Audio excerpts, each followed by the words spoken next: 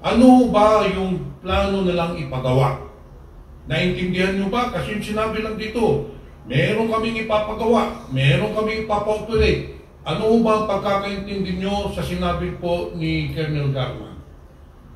Tungkol po doon sa pag-eliminate ng 3 Chinese nationals. So sinabi niya, in short, Mr. Chair, ang sinabi po ni Garma, Colonel Padilla, na meron silang operations doon, ipapapatay nila yung 3 Chinese national. Di po ba? Colonel Padilla is heavily involved in the planning of the killing of 3 Chinese nationals. If I recall, during the last hearing, the committee has already issued a show cause order. So may inquire there's already a subpoena to the concept. What's the query of Congressman Johnny Pimentel? What's your query? If there was already a subpoena issued to Arnold Solis, because if there is none, Comsec, then what's the status of SPO for Arnold Solis? I will check, sir. Mr. Chairman. Yes, sir. We have issued a subpoena, but this was not served. Refused to receive because they are already retired. Under our house rules, Mr. It's Chair. a show cause order, sir. Yeah. And What did you issue? Show cause order or subpoena? Show cause order, sir. Show cause. Therefore, Mr. Chair, since he's still no show, I move that this committee issue subpoena to SPO for Arnold Solis, Mr. Chair. So move. Okay, there's a motion to issue subpoena to SPO for Arnold Solis. Any second the motion? Duly seconded. Any objection? Hearing none, the said motion is now approved. Mr. Chair, You may proceed. I'll now direct my questions to Chief Superintendent Padilla. Colonel Padilla, kamusta po kayo? Okay lang po, Your Honor. Kumain na po kayo? Nag-almusal na po kayo? Yes po, Your Honor. Kamusta naman po ang lagay ninyo dun sa detention center ninyo? Okay na lang din po. Well, we have already taken note of your request. But anyway, Mr. Padilla, or rather, Colonel Padilla, may sinumiti po kayong affidavit na bago. Yes po. Dated September 2, 2024, notarized po sa Taguig City. Totoo po ba ito? Yes po, Your Honor.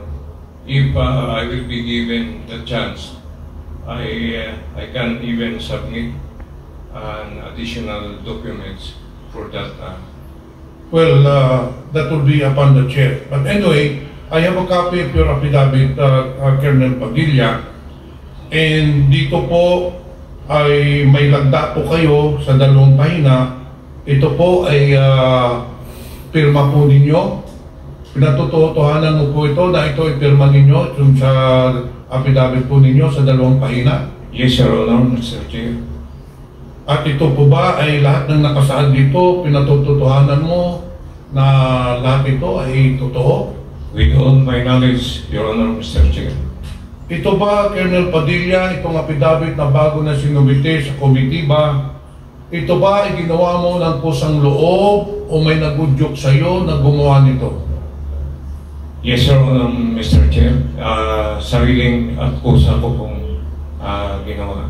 Tinatanong ko po ito, Colonel Padilla, Mr. Chair, dahil may sinumiti po kayong affidavit din dated August 27, 2024, hindi po ba? Yes, Your Honor, Mr. Chair. Pero yung sinabit po ninyong affidavit noong August 27 at itong sinabit po ninyo ngayong September 2 ay magkasalungan. Itong sinabit po ninyo na affidavit ng September 2 ay taliwas po doon sa mga sinaad po ninyo noong August 27. Meron pong mga aspeto o mga bagay na hindi inyo binanggit sa September August 27 pero dito sa September 2 ay nakasaad po. Ang tanong ko po, bakit po nagbago ang isip nyo at binago nyo yung affidavit ng August 27?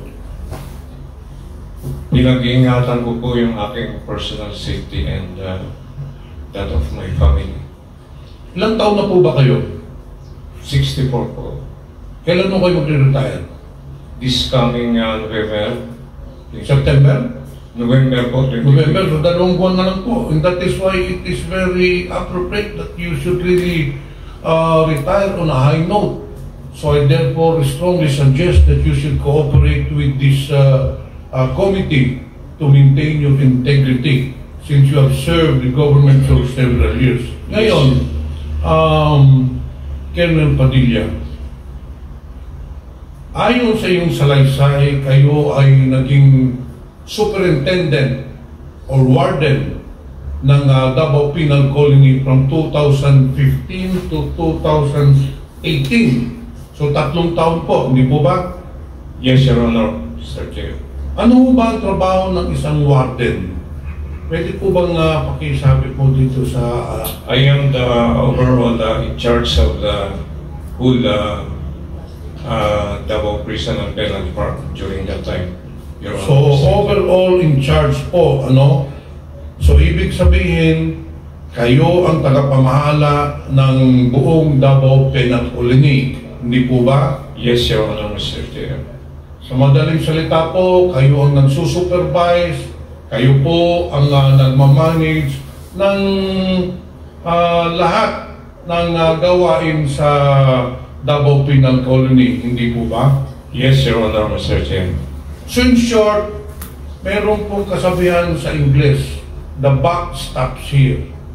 In short, all the decisions regarding procedures or orders, mga utos sa mga provincial, sa mga guards, in short, everything that goes on in that penal colony, kayo po ang nagdidesisyon, hindi po ba?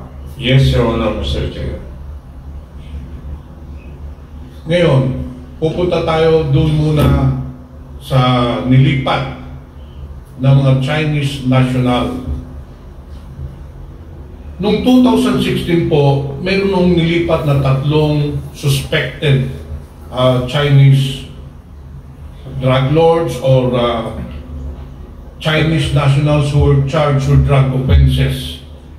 Ayon sa iyong salaysay, Colonel Padilla, tinutulan mo po itong paglipat doon sa Davao Penal Colony. Bakit po kayo tumutol? That's true, Your Honor, Mr. Chair. During that time po, talagang wala pong facilities for the high risk and high profile inmates sa Davao Prison and Penal Farm. That's why the following year, 2017, nag-request po ako ng budget. Because of that, dinadalahan kami ng mga PDL, high risk and high profile. Nag-request po ako ng budget to construct super maximum facility in Davao Prison and Penal Farm. Yan po ang naging dahilan. Actually, I have a document opposing the transfer of the Chinese national during that time. And yung mga Chinese national pong yan, in fact, they have pending cases in Muntinlupa City na in-state ko po doon sa aking request, masyado pong magasto sa part ng gobyerno from time to time kung isasubwi na to attend series of hearings in Muntinlupa City. Kaya po, inupos ko po yan. Pero that was July 2015 in fact. Then after October po, wala pong nangyari, nag-request po ulit ako. Nireiterate ko po na ibalik po yung mga high risk and high profile PDL sa Muntinlupa. Pero no action pa rin pong nangyari. Mr. Chairman, with respect to our colleague, Congressman Pimentel, baka pwede muna pong basahin yung affidavit na bago ni Colonel Padilla para at least magkaroon ng idea yung mga members. Your Honor, Mr. Chair, can I request for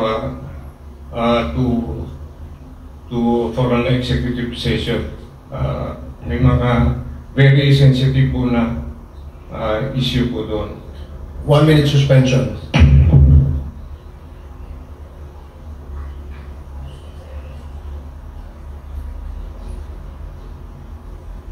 Hearing is resumed.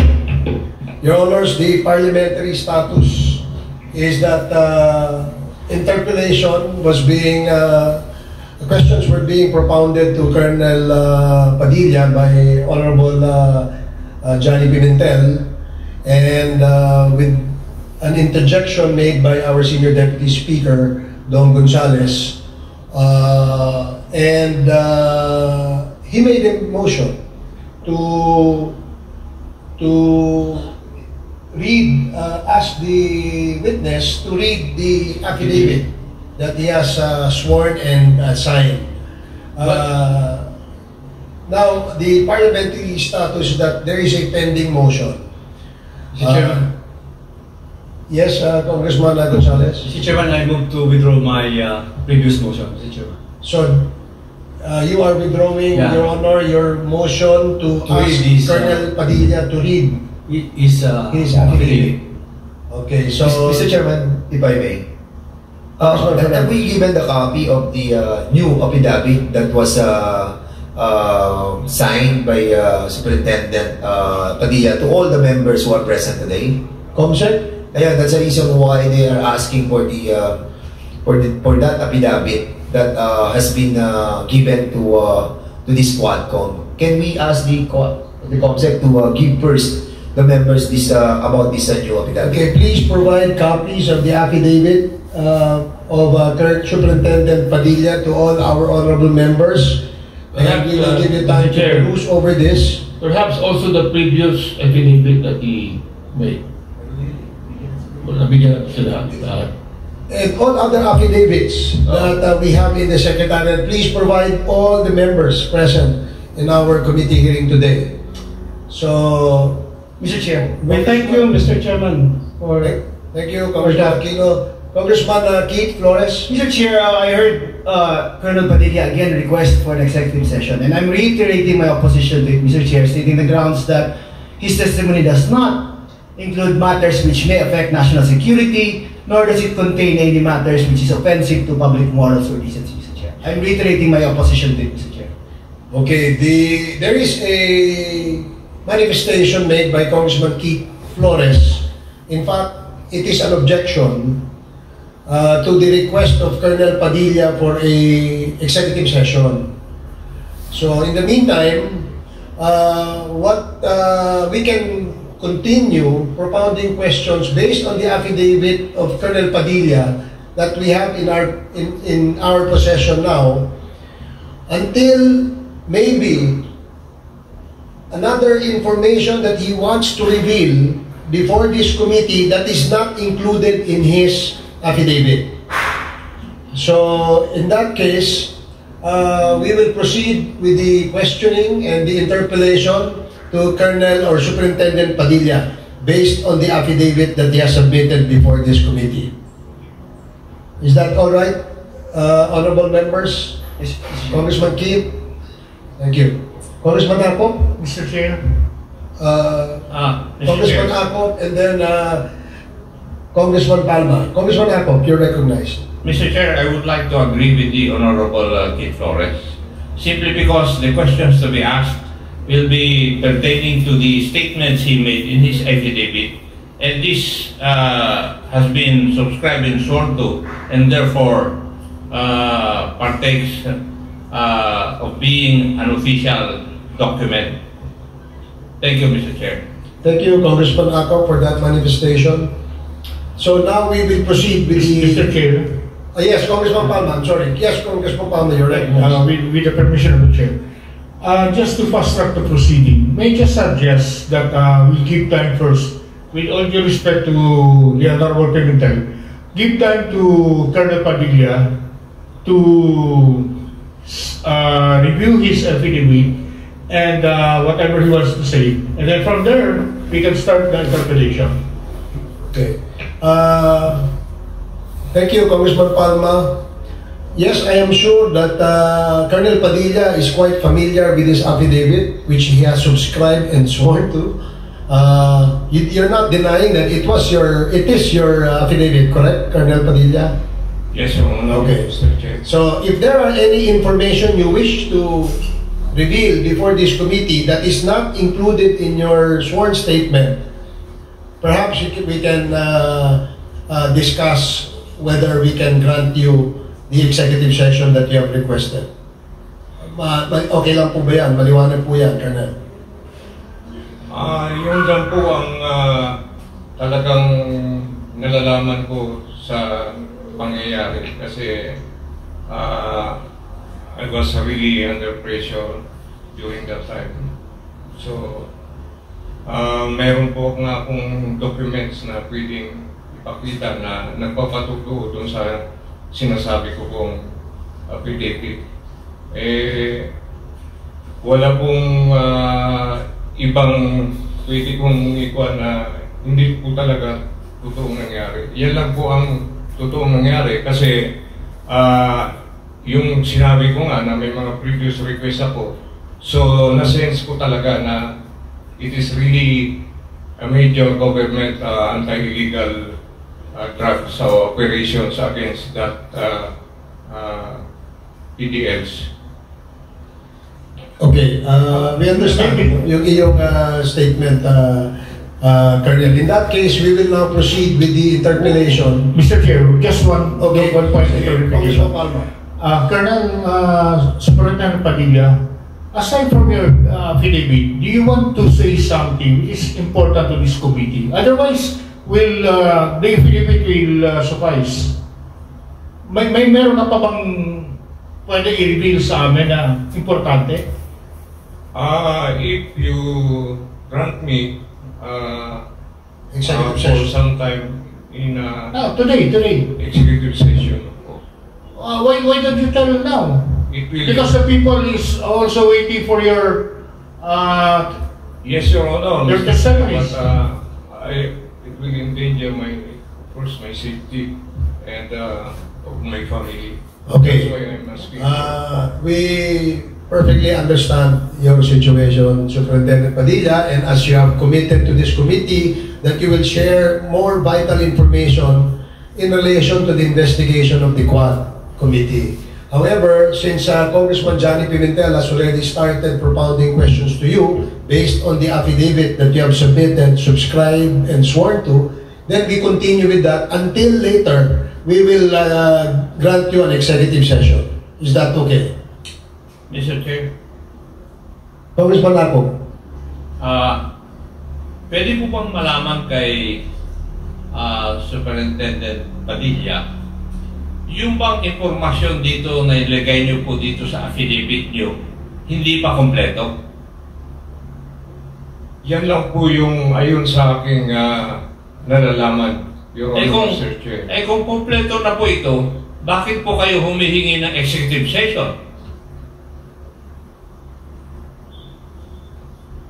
Meron pong mga sensitive na issues na hindi ko po... So, meron po kayong hindi inilagay dito sa affidavit po ninyo? Yes, in fact, it was leading to that sensitive. So, kung magkakaroon tayo ng executive session, ang sasabihin po ninyo, wala po rito sa affidavit nito dahil kung gano'n na mangyayari, mapatigil ko yung executive session dahil niloloko mo na kami. Ganon po ang Your Honor, Mr. Chair. Thank you, Mr. Chair. Thank you, Congressman Laco. So again, the parliamentary status is that interpellations being made by Congressman Johnny Pimentel temporarily stopped because of emotion, which eventually was withdrawn by SDS Don Gonzales on the issue of executive session. Now, we will now proceed with the interpellations, and then after the interpellations on the affidavit of Colonel Padilla, and if there are any information that we want to solicit from him that is not within this affidavit, then we will probably grant him his request of an executive session. So we can now proceed with the questioning of Congressman Pimentel. Thank you, Mr. Chair. That is precisely why I'm driving at. Anyway, the members already have the affidavit, but based on my observations, the affidavit that does not disclose everything that happened in the killing of the nice Chinese nationals.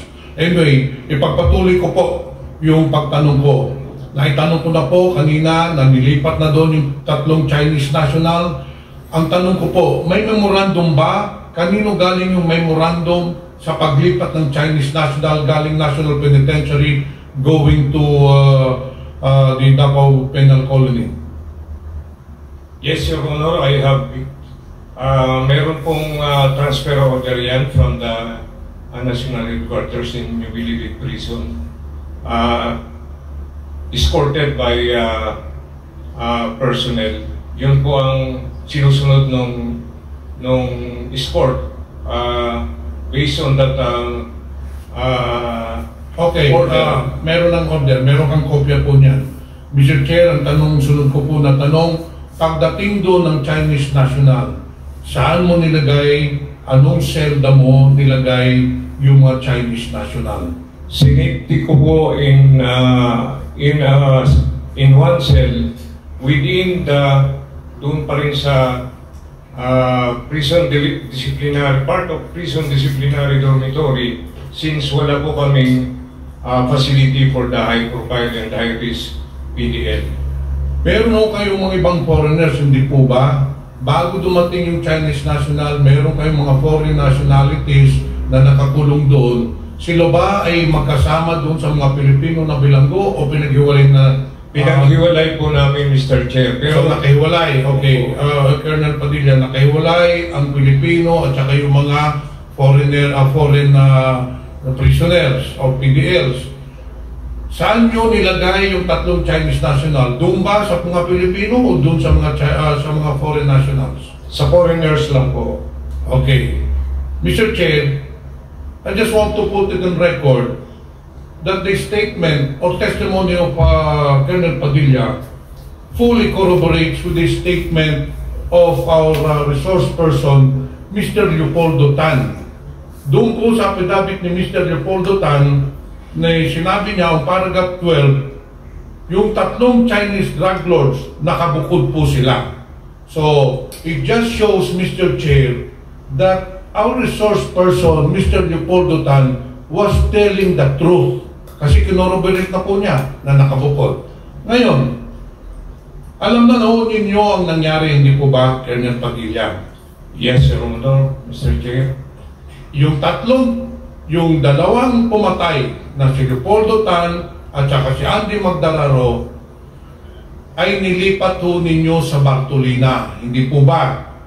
If I'm not mistaken, August 11 nilipat ninyo si Leopoldo Tan at saka si Andy Magdalaro, hindi po ba? Nilipat ninyo sa Bartolina o the pretext na may nahuling sabu sa selda nila, kaya nilipat ninyo yung 2 ng August 11, hindi po ba? Yes, Your Honor, Mr. Chair. Okay. On August, after 2 days po, yung Chinese national na dumating doon, na binilanggo ninyo doon sa mga foreign nationals, binatulina naman po ninyo at isinilid ninyo doon sa selda 6 kung saan nandun yung 2 PDL, si Leopoldo Tan at si Andy Magdalaro, hindi po ba? Yan po ang nangyari, Your Honor, Mr. Chair. Okay. Ito ang tanong ko, Mr. Chair, para malaman ng mga miyembro natin. This is the big question. Sino po ang nagbigay ng order na ilipat si Andy at saka si Tata sa Selda 6 at ilipat yung 3 Chinese national? Sinabi po ninyo kanina na kayo ang overall person in charge ng Dapicol. Sino po ang nagbigay ng order? The Chief Commander, Your Honor, Mr. Chair. Nandito po sa blatter po ng logbook ng Chief Commander. Bakit po ship commander? Ano ho ba ang ship commander sa hierarchy ninyo? Hindi po, kayo pong overall charge. Ano ang posisyon ng pangilan po yan, yung ship commander, Mr. Chair? From superintendent, meron pa pong deputy superintendent for security operation. Then from deputy superintendent for security operation, meron pa pong commander of the guards. From commander of the guards, meron pa pong ship commander, and then So pangilan po yung ship commander? Pang-apat po? Pang-apat po. Pang-apat o pang-lima? Opo. Pang-apat? Yes, sir. Abay, Colonel Padilla, mahirap po pang paniwalaan yan, Mr. Chair. Dahil sabi mo nga kanina, ikaw ay natasan ng gobyerno, ikaw ay overall in charge, ikaw ang manager, ikaw ang supervisor ng DAPECOL. I don't think all these people here now in this committee will believe you that the decision to transfer the 5 persons doon sa cell number 6 ay manggagaling sa isang lowly official of the Bucor. Sinabi ho nyo kanina, it's on record. Ang trabaho po ng superintendent, ng warden, kayo po ang overall in charge. Imposible po na hindi ho nyo alam na ililipat sa Bartolina yung 5 tao. Sa level ko po, report na lang po ang nakakarating kasi tulad ng previously sinabi ko na may kanya-kanya po kaming level of responsibility. Report na lang po. Kaya nagbabase po tayo dito sa logbook. May blatter po kung sino ang totoong naglipat. Meron mo ba kayong copy ng order na ilipat siya sa memorandum? Doon sa Zelda Sites? Meron po kung sino ang nag-transfer. Sino ang nagpirma? Ang ship commander po. So you mean to tell me and you mean to tell this committee, Mr. Chair, na kayo ang overall in charge, kayong superintendent, yung number 4 personnel ninyo, gagawa lang ng order without your knowledge, without your approval? Alam mo na natin yung bureaucracy natin ng gobyerno po. Meron po tayong nasa taas, meron pong mga middle management. Lahat po ng mga middle management, like for example, USEC, ASEC po, hindi po gumagawa ng memorandum order yan kung wala pong pahintulot ng secretary. Mas lalo na po sa inyo, na Bucor, because you are semi-military. Hindi ho mangyayari po na magbibigay ng order, in this case, yung Robert Quinto, yung po yung deputy, yung ship commander na sinasabi ninyo, yung po ba ang tinutukoy ninyo? Robert Quinto? Yes po, Your Honor, Mr. Chair. Kasi pag nakarating po sa akin yan, nakalagbook na po yan, after na po nung event. Nakalagbook po. Hindi yung event ang pinag-uusapan natin, Colonel Padilla. Ang pinag-uusapan natin, sino ang nag-utos, sino ang nag-order na ilipat yung 2 pumatay at yung namatay na 3 Chinese national. Yun yung pinag-uusapan natin. Hindi yung incidente po ang pinag-uusapan natin. Naka-reflect po rito sa blatter. Sino po yung ship commander? Si Juan Villajos, ang ship commander. Buhay pa ba yung taong yun? Buhay pa po. Pero ayun sa nakalagay dito sa blatter, Huwag mo natin pag-usapan po blatter, Mr. Chair. Yung blatter po, sa polis po yan. Ang pinag-uusapan po natin yung order po. Yung blatter iba po yung dokumento yun ng polis. Pag may krimen po na nangyari, doon po isasalaysay doon kung sino mga pumatay, sino ang namatay. Ang pinag-uusapan po natin dito hindi blatter po. And that is not an acceptable document that will prove that you did not order the transfer. So yun lang po, Mr. Chair, isa na mga inconsistencies sa affidavit po or sa mga salaysay ni Colonel Padilla. So dito po tayo, sa salaysay po ninyo, sa paragraph 5, binanggit po ninyo na kayo ay nagkausap sa cellphone ni Colonel Ruina Garma. Totoo po ba yun? Ito po, sinumpaan sa laysayo ninyo. Kayo pong naglagay po dito. Yes, Your Honor, Mr. Chair. But tulad ng sinabi ko, can I request... Sige, mamaya po, pupunta po tayo doon. It will be the committee who will decide on that. Pero nandito po tayo sa hearing and I'm giving the floor, so I have to proceed with my interpellations. Ngayon po, ang tanong ko po sa inyo, paano nyo nakausap si Rowena Garma? Sa telepono? Telephone po, through Jimmy. Meron kayong telephone number ng Colonel Rowena Garma? Wala po. Through Jimmy, PDL Jimmy Fortaleza lang po. Okay, sa salaysay po ninyo, nakausap po ninyo si Colonel Garma through PDL Jimmy Fortaleza. Mr. Chair, I'd like to put it on record that the statement testimony of Colonel Padilla definitely corroborates with the affidavit of PDL Jimmy Fortaleza on paragraph 5 nung unang linggo ng Agosto 2016. Tinawagan ako ni Garma at sinabi sa akin gusto niyang makausap si Superintendent Padilla. Pinuntahan ko si Superintendent Padilla para ibigay sa kanyang cellphone at makapag-usap sila at pinatotohanan ni Colonel Padilla na nag-usap nga sila through Jimmy Fortaleza.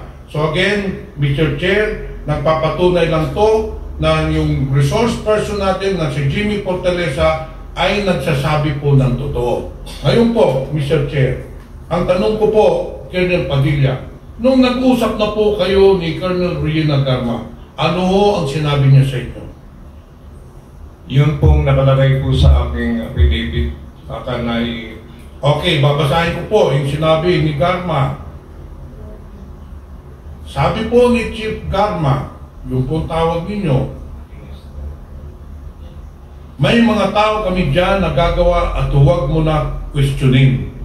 And whether you like it or not, we will operate and do not interfere. Baka madamay pa pamilya mo. Mag-cooperate ka na lang or mananagot ka sa amin. Ano ba yung plano nilang ipagawa? Naintindihan nyo ba? Kasi sinabi lang dito, meron kaming ipapagawa, meron kaming ipapa-operate. Ano ba ang pagkakaintindi nyo sa sinabi po ni Colonel Garma? Tungkol po doon sa pag-eliminate ng 3 Chinese nationals. So sinabi niya, in short, Mr. Chair, ang sinabi po ni Garma, Colonel Padilla, na meron silang operations doon, ipapapatay nila yung 3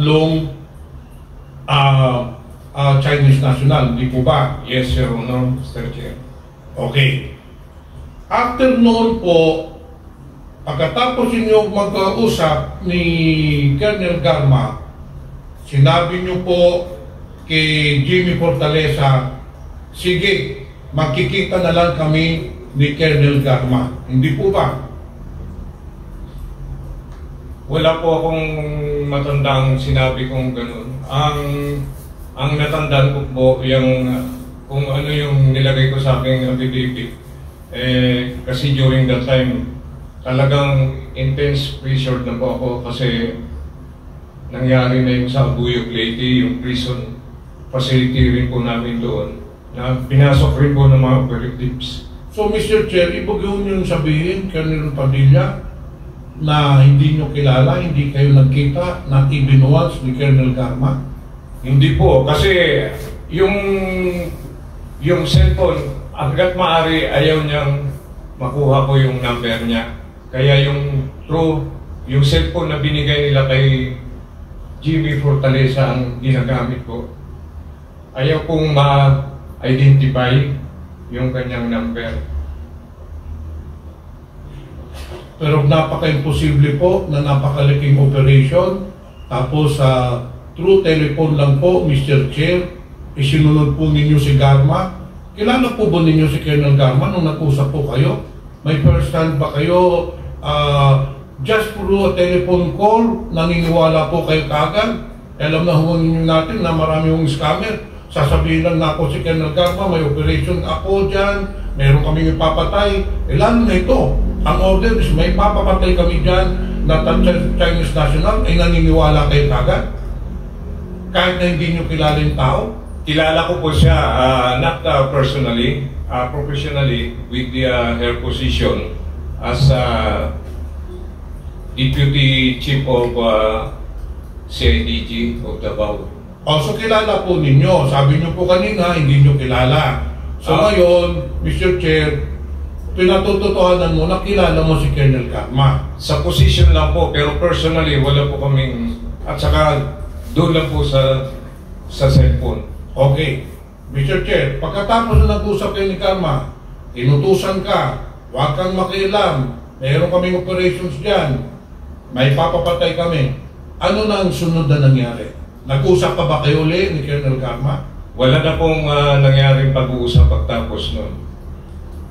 Actually, Mr. Chair, nang maguling pagkatapos sila mag-usap ni Colonel Garma, doon na po ginawa yung plano, which I certainly believe, wag sana po kayo magagalit, which I certainly believe that Colonel Padilla is heavily involved in the planning. Kasi po, unang-una na question, hindi po mangyayari ang pag-transfer ng 2 pumatay at 3 namatay kung hindi manggagaling sa warden ang order. If I may, Mr. Chair, yung unang sinabi nila, instruction, na kailangan gumawa ako. Pero, hindi ko po pinansin yun. Kaya, galit na sila sa akin.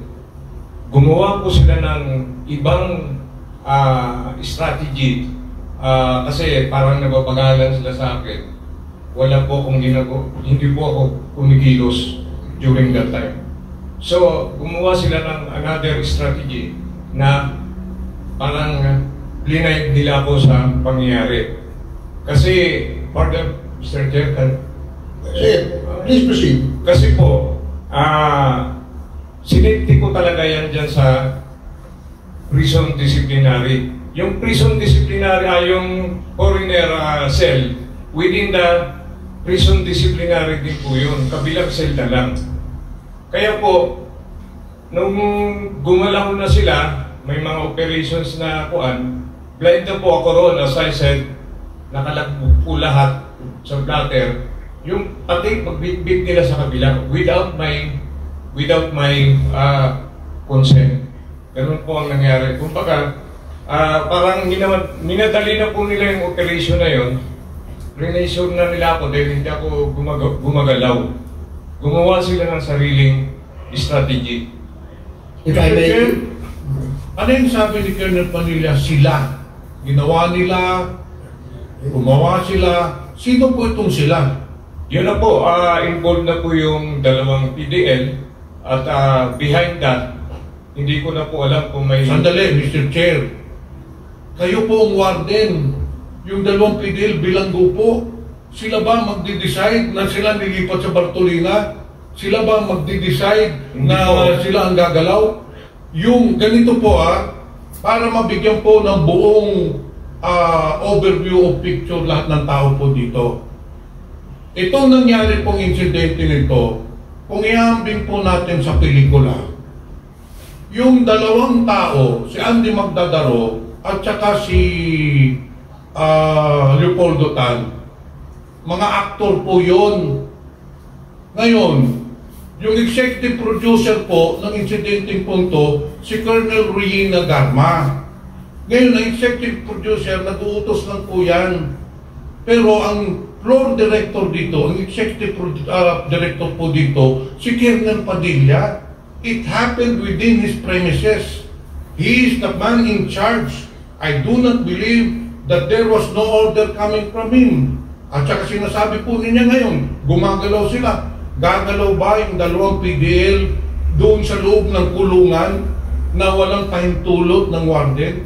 Gagalaw ba yung sinasabi yung ship commander ng order na walang pahintulot po sa inyo? That is why, Mr. Chair, marami pa ho ditong mga inconsistencies. But I know that there are many, isa pa lang yan na sinasabi kong mga inconsistencies, but based on my interpellations and based on the appreciation of the affidavits, I have found out, or I have concluded, Mr. Chair,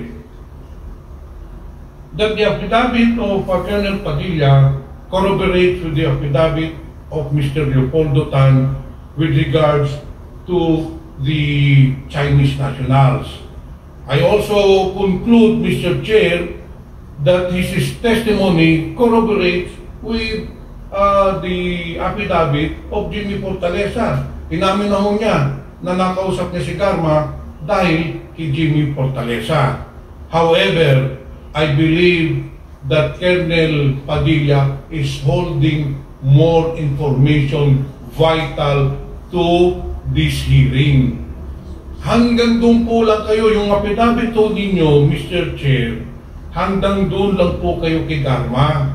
Pero sa salaysay ni Leopoldo Tan, nandoon po kayo. Una, binanggit po kayo, nung kinontak na kayo ni Colonel Garma, sabi niyo po, magkikita kayo. And I believe, Leopoldo Tan, bakit po? Pinalabas po ninyo yung dalawang PDL, hindi pinalabas na doon lang sa may gate, para makausap po si Art Narsoles at saka si Colonel Garma. And then, nung nangyari pong insidente, pumunta po kayo, inamin ninyo din yun, sa affidavit po ninyo, Mr. Chair. Pagkatapos ng nangyaring insidente, pumunta po kayo sa Celda Size at tinignan nyo yung namatay na mga Chinese nationals. Lahat po sa buong salaysay, kayo po ang binabanggit ng dalawang PDLs. Mahirap po mangyari isang ganitong katrumal-dumal na krimen na kayo po ang in charge ng Dapicol na wala kayong kaalam-alam. Hindi, imposible po mangyari yun. I have been in the government service for the past 25 years and all chief executives. Ang ibig ko na lang ikaw na isa kang chief executive ng warden. The buck stops there. All decisions. Kaya po kayo nilagay doon dahil kayo magsusupervise, magmamanage. Imposible ang manager, supervisor, hindi po alam ang nangyayari doon sa bilanggo. Therefore, Mr. Chair, I have come to a conclusion, but that is my opinion, that our resource person is lying to us, holding vital information. Marami ho pong inconsistencies doon sa affidavit po niya. Yun lang po, Mr. Chair.